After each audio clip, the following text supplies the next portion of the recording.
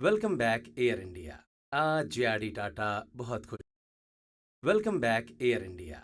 आज जेआरडी टाटा बहुत खुश होंगे क्योंकि जिस टाटा एयरलाइंस की शुरुआत उन्होंने ईयर 1932 में की थी, वो दोबारा टाटा ग्रुप के साथ जुड़ चुकी है। एक दौर था जब जेआरडी टाटा की लीडरशिप में टाटा एयरलाइंस या आज की एयर इंडिया दुनिया की सबसे बड़ी एयरलाइंस में से एक थी।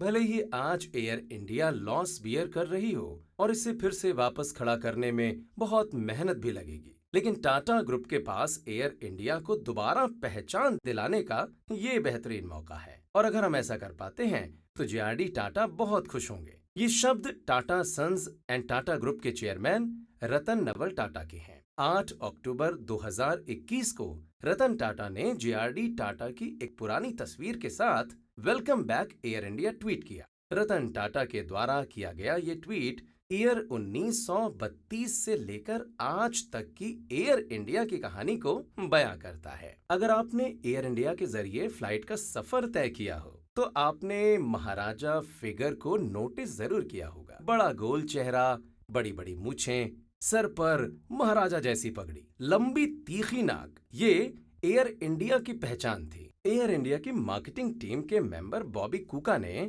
1946 में इस फिगर को क्रिएट किया था और जल्द ही महाराजा की ये छवि एयर इंडिया की दूसरी पहचान बन गई थी। एयर इंडिया की पहचान मिस्टर महाराजा ईयर 1946 से लेकर आज तक के एयर इंडिया की कहानी के गवाह रह चुके हैं। ये कहानी भारत के सबसे पहले बिजनेस वेंचर की कहानी है। एक ऐसी नेशनल एयरलाइन की कहानी है जो भारत की पहचान है और भारत का गर्व है। इस एयरलाइन ने सोशल इकोनॉमिक्स से लेकर कैपिटल इकोनॉमिक्स का दौर देखा है। गवर्नमेंट की लीडरशिप में अपनी जर्नी से लेकर कॉरपोरेट मास्टर मैनेजमेंट की गवाह एयर इंडिया रह चुकी है। ये आजादी के बाद भारत की कहानी से बखूबी परिचित है।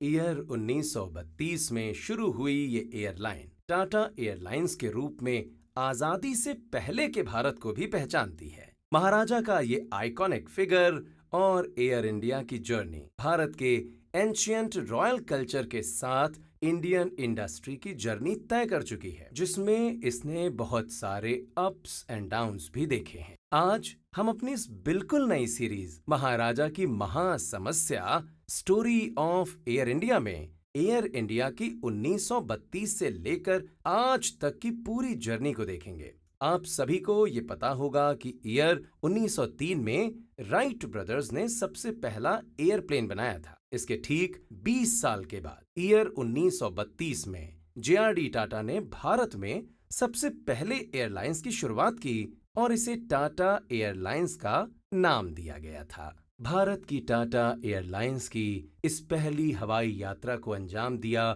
जेआरडी टाटा ने। इससे करीब 3 साल पहले जेआरडी टाटा ऐसे पहले भारतीय थे जिन्हें पायलट का लाइसेंस मिला था। प्लेन उड़ाना इनका पैशन था, लेकिन हमेशा से प्लेन उड़ाने के साथ साथ ये सिविल एविएशन का सपना देखा करते थे। इसका मतलब है वो चाहते थे कि भारत के आम इंसान को भी हवाई जहाज में उड़ने का मौका मिले, लेकिन उनका ये सफर आसान नहीं था। अपने इस सपने को पूरा करने के लिए उन्हें सरकार की हेल्प की जरूरत थी। ये बात सन 1930 की है, जब भारत में ब्रिटिश शासन का दौर चल रहा था। जेआरडी टाटा ब्रिटिश गवर्नमेंट के पास अपना प्रोजेक्ट लेकर गए। वो ब्रिटिश सरकार से अपने प्रोजेक्ट में इन्वेस्टमेंट की मांग कर रहे थे, लेकिन ब्रिटिश सरकार मदद करने को तैयार नहीं थी। जल्द ही जेआरडी टाटा को इसका भी सॉल्यूशन मिल गया। उस समय के टॉप बिजनेसमैन दोराबजी टाटा